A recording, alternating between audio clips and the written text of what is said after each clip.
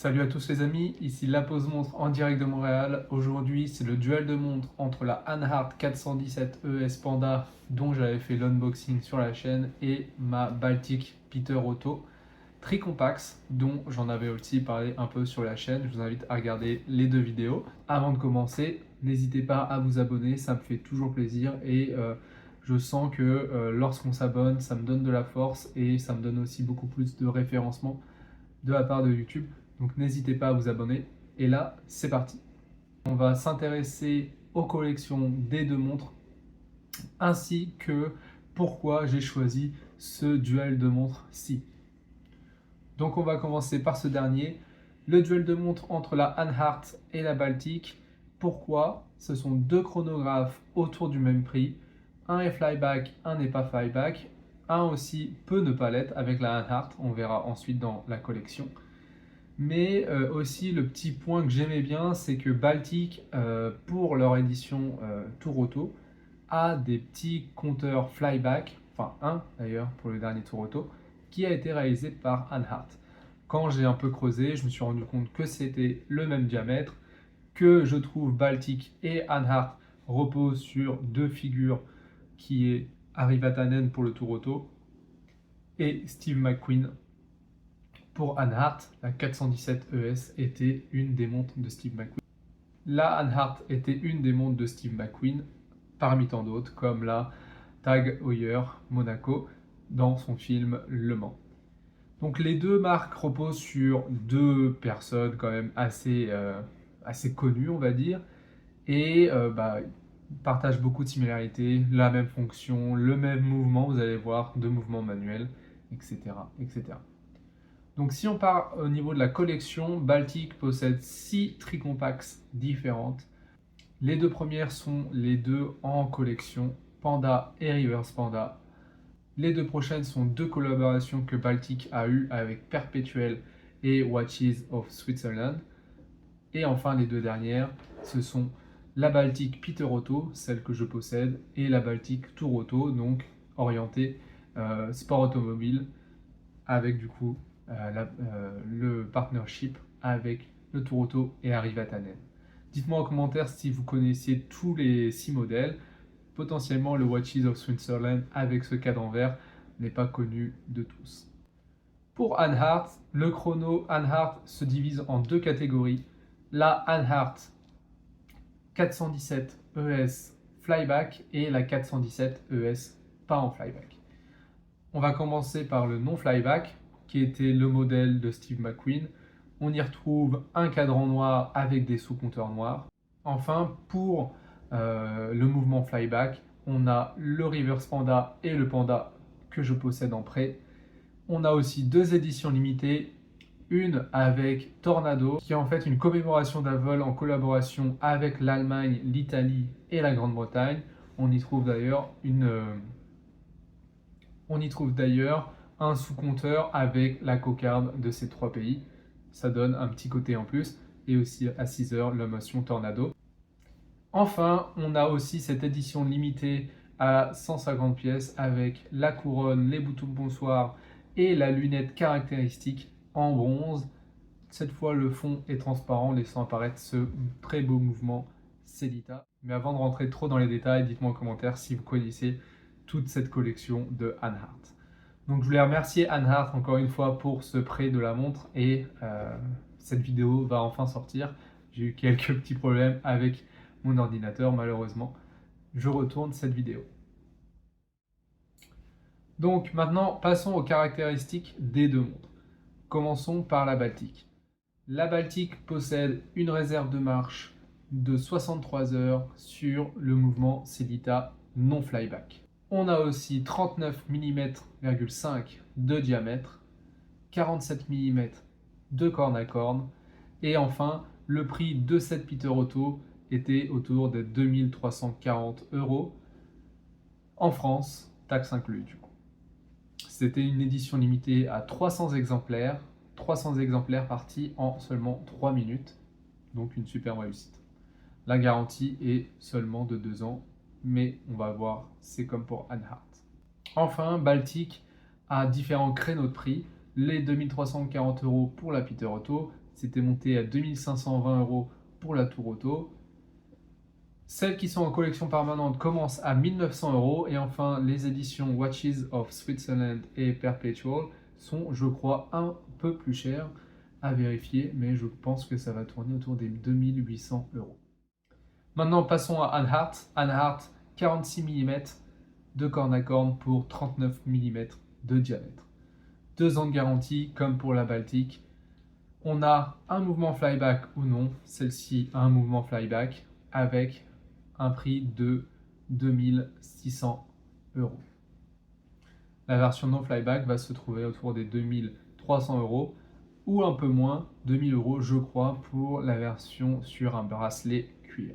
Et enfin, le mouvement flyback possède 5 heures de réserve de marche en moins par rapport à la Baltique, donc c'est-à-dire 58 heures. Donc nous avons vu les deux montres ainsi que les caractéristiques. Maintenant, je vais vous donner mon avis personnel sur ces deux montres-là. Donc venez avec moi, je vais faire un zoom sur ces montres. Donc on a vu pas mal de similarités entre les deux montres. Ensuite, il faut l'avouer que ces deux montres, même si elles partagent le même prix, à peu près le même mouvement, quelque chose qui change quand même, c'est le design des deux. Baltic a voulu se concentrer sur une montre résolument vintage, tournée vers le sport automobile, alors que pour moi, Anhart a voulu faire une montre typée aviation, leur ancienne montre, mais lui donner un très très gros coup de jeune. Donc, ce sont aussi quand même deux montres avec un aspect design différent.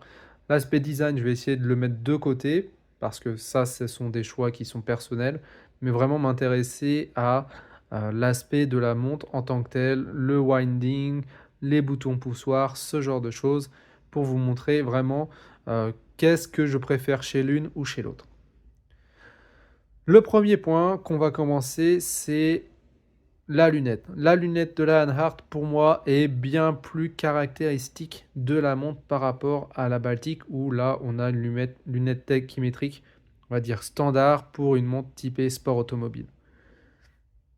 La lunette quand même tachymétrique commence à 50 km/h et termine à 200, qui est quand même un petit point qu'on ne voit pas tout le temps, donc ça c'est sympa, c'est sympa. Mais en tout cas, la lunette de la Anhart pour moi gagne, dans le sens que c'est caractéristique de la montre, elle est coulissante, un petit point de rouge qui donne un petit peu de peps à cette montre. Concernant le cadran, alors le cadran pour moi c'est un ex-aequo. On a Baltic qui rentre totalement dans son thème avec une couleur crème pour son cadran et un blanc immaculé pour la Anhart qui aussi lui va très très bien et lui donne ce côté très très jeune. Néanmoins, chez Anhart, ce que j'aime, c'est les indices en Luminova, alors que sur la Baltic, ce sont des indices posés avec, je pense, de l'acier. Par contre, cela prend vraiment très très bien la lumière. En lumière rasante, le bracelet la Baltic est vraiment magnifique et l'emporte par rapport à la Anhart. Au niveau des sous-compteurs, les deux font le job. On a deux sous-compteurs ici, plus petits que la Baltic, où là, la Baltic prend un peu plus de place sur le cadran, et en plus, on en a trois. Pour la Anhart, j'aurais adoré avoir une petite date à 6 heures, vu qu'on a de la place. Au niveau des aiguilles, les aiguilles des Baltiques sont un peu moins bonnes d'après moi. Les aiguilles de la Anhart sont un peu plus travaillées, noires, Luminova blanche. Et enfin, on a les aiguilles qui suivent la courbure du verre saphir et c'est un petit vraiment truc en plus, je trouve. Au niveau du bracelet acier, le bracelet acier de la Anhart est pour moi plus qualitatif. Il est plus lourd, plus massif. On a un bracelet acier plus épais sur la Anhart que sur la Baltic. Les deux possèdent des micro-réglages, 2 pour la Baltic, 3 pour la Anhart. Pour moi, la Baltic devrait se porter avec un grain de riz. Le grain de riz, pour moi, chez Baltic, c'est le bracelet acier. Néanmoins, sur la Anhart, un gros point un peu, je trouve, négatif, c'est que même s'ils fournissent le tournevis Bergeon, qui est un des meilleurs tournevis sur le marché, c'était vraiment très très difficile à enlever les vis. J'ai pu en enlever qu'une, et l'autre, il y a une vis que j'ai pété la tête de la vis, malheureusement. Ça va être dur pour moi de récupérer, mais il faut que j'aille voir un horloger. Donc, si je pouvais porter le bracelet acier, ça serait quand même plutôt pas mal pour celle-ci. Et enfin, dernier point, qui est pour moi un des points le plus importants, c'est l'expérience utilisateur. L'expérience utilisateur, c'est quoi? Pour moi, c'est manipuler la couronne. Alors pour moi, la manipulation de la couronne de la Baltic est moins bonne que la Hanhart, et on le voit ici, il y a plus de travail sur le boîtier, sur la Baltic, plusieurs couches, alors qu'ici on n'en a que 3 et c'est sur le même plan, on va dire. Mais du coup, ça ne nous fait pas taper notre main sur la couronne, euh, sur la lunette, pardon, pour la Baltic comparée à la Hanhart. Du coup, ne pas taper sur la lunette, c'est quand même agréable pour la Hanhart. Enfin, l'expérience utilisateur au niveau du chronographe est meilleure chez la Hanhart. Pourquoi? Bah, comment dire, il n'y a qu'une étape. Là, vous voyez, j'ai lancé mon chronomètre. Alors qu'ici, des fois, on va lancer le chronomètre, on pense le lancer. Vous voyez, là, j'appuie, mais ça ne part pas. Il faut appuyer très fort et ensuite, on peut lancer le chronomètre. Je trouve ce truc à 2 étapes est un petit peu dommage pour la Baltic. Enfin, la Baltic ne possède pas de flyback, donc ici, rien ne se passe. Ici, si j'appuie sur le poussoir du bas, on lance le retour en vol. Et ça, c'est quand même très sympa. Les deux montres ne sont pas cosquées, ce qui fait une petite similarité en plus. Et enfin, la Hanhart vient avec plusieurs, on va dire, plusieurs gadgets. Le tournevis Bergeon, un essuie-net, un stylo, etc. Mais la Baltic, là, vient avec ces deux chronos flyback, fond blanc, fond noir, qui attirent vraiment l'œil et qui, pour moi, sont vraiment très cool en termes de décoration dans la maison. C'est la seule déco que j'ai mis dans ma maison. Tout le reste, c'est ma conjointe qui s'en occupe. Donc le chrono flyback, ça ressemble à ça. On le lance ici. On lance le retour en vol ici. Et enfin, on l'arrête comme ceci. Passons à la conclusion. On a deux montres qui quand même partagent pas mal de similarités, mais qui possèdent une grosse différence, c'est leur design. Certains vont préférer le côté automobile, certains vont profiter du côté aviation de la Hanhart. Mais ici, ce que je veux aller un peu plus loin, c'est est-ce qu'on ressent un écart de prix entre les deux?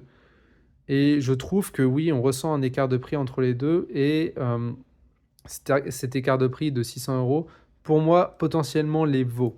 Euh, c'est vraiment une montre qui est superbement réussie, un boîtier qui va à énormément de poignées.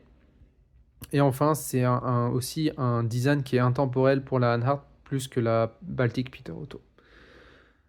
Donc dites-moi ce que vous en pensez en commentaire, si vous connaissiez ces deux montres-là, si vous aviez une petite préférence entre les deux, et si aussi vous êtes étonné de voir autant de différences en termes de prix entre les deux, dans le sens que on a quand même 600 € d'écart. Est-ce que vous imaginiez qu'avec 600 € d'écart, on peut voir autant de différences perçues ou pas? Mais voilà. C'était la pause montre en direct de Montréal. N'hésitez pas à vous abonner, ça fait toujours plaisir à voir. Ça aussi m'aide énormément sur YouTube. Donc voilà. C'était la pause montre. À plus pour une prochaine vidéo.